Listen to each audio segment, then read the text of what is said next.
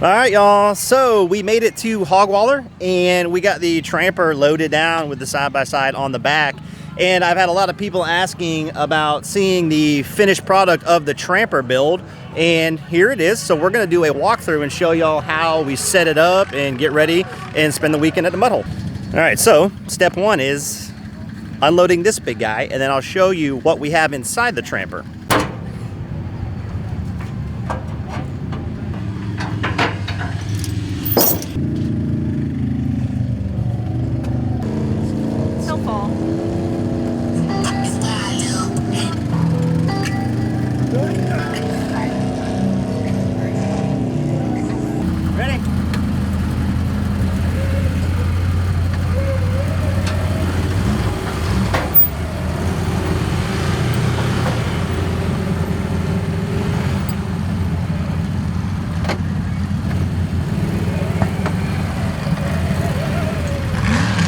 Alright, so step one is complete. Get that thing off.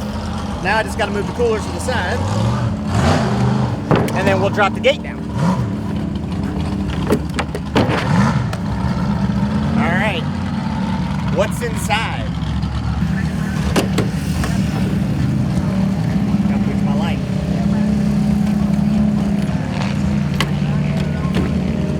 Are you ready? It's full.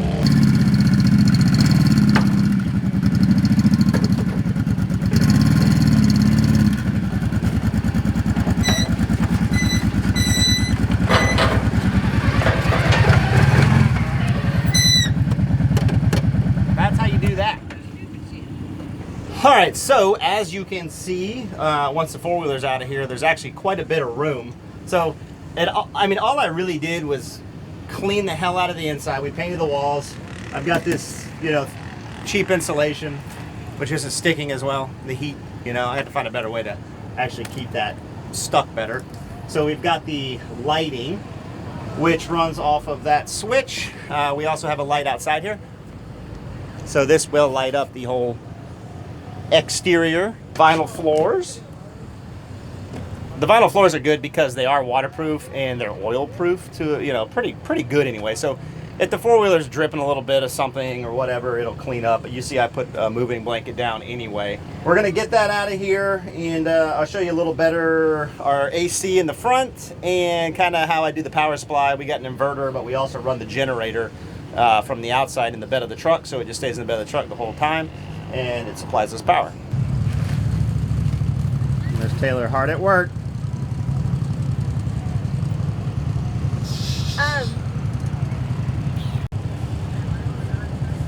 I just feel like something good's gonna happen, so I gotta film you. What are you doing? I'm trying to get this up so we get the moving blanket out. There we go. There we go. Four-wheeler's out. We're not gonna take anything else out. Taylor's got the bed laid down in there. I'll show you that in a second. So the next thing we're gonna do, I don't know how, I've just randomly had this, and we've had this for like 5 years before we ever thought about doing this, but this is an 8x8.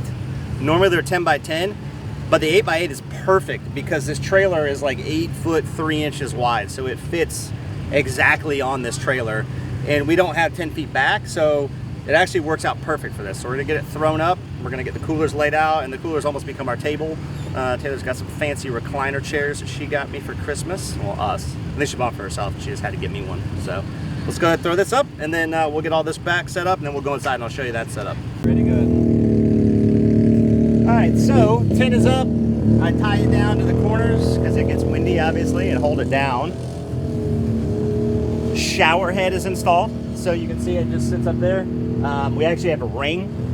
It was one of our old clothing rings for a retail store display, so we're gonna put that up and try it. It should work good for our little shower curtain. And then it's just a ball valve right here. So that ball valve, the PVC runs up underneath, and you come around here. So I've just got a quick connect fitting right here. So that's just a 12-volt on-demand pump. Pretty simple. It's just attached to the front there. I'm gonna hook this into that, run it along the neck, and then that barrel right there is full of fresh water. So we can use it for rinsing things off and showering. So let me get that hooked up, and then we're gonna go inside and I'll show you how we power this thing and how we power the rest of it. We do have the generator that stays in the back. I've got it chained in there. Extension cord. I've got a male plug sticking out the back right there. So I actually just take the extension cord, plug it in the generator, then it plugs right in there, and then it feeds power. I've got an electric outlet in here. I've got lights in there, but I'll also show you how we do it. Since this is a 12 volt, I have an inverter set up in there. So if we don't want the generator running, we can turn the inverter on, still have lights without having to have that if we're not running the AC or anything. So.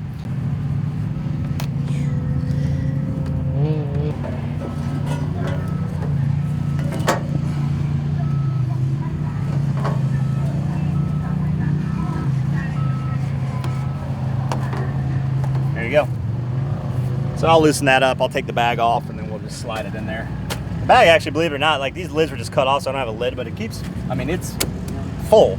So it's going to be a little chilly. I haven't worked on a like a redneck hot water heater yet, but it actually warms up pretty good in the barrel. I mean, it's not like 100 degrees, but it's still not right out of the ground cold. So it'll definitely wake you up, but it's better than waiting in line for 45 minutes for a shower. So we still gotta get rid of all our crap. We have a bunch of swag with us this trip, so there's a lot of stuff. But so we got our portable air conditioners.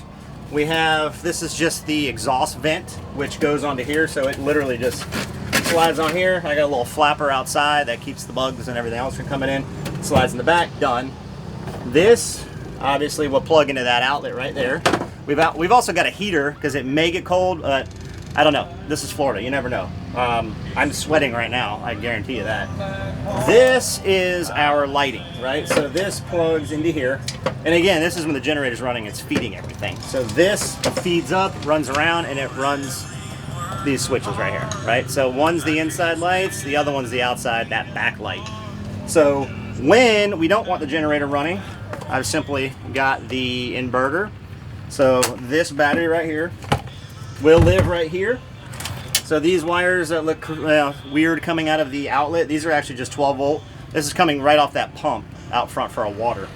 So I'm gonna hardwire these on here so it stays hooked up. Like I said, it's on demand, so it is always on whenever we need it, whether the generator's on or not. And if we don't have the generator running and Taylor wants to come in here for lights, or we just don't want to listen to it, we've got the lights out back if it's cool out. We'll have this hooked up. You flip the little switch. It's even got, I mean, we can charge our phones, I mean, all kinds of cool stuff. So it's pretty much simple. That's the setup, guys. We've got the queen bed in here, right? So all in all, not bad for a free trailer. This trailer is like 18 years old. It was a lawn trailer way back in the day. That's what the shelf's for. It had all the small equipment and stuff up there. So as you can see, it works good. And honestly, for what we do, it's fantastic. Obviously, the side-by-side won't fit in here.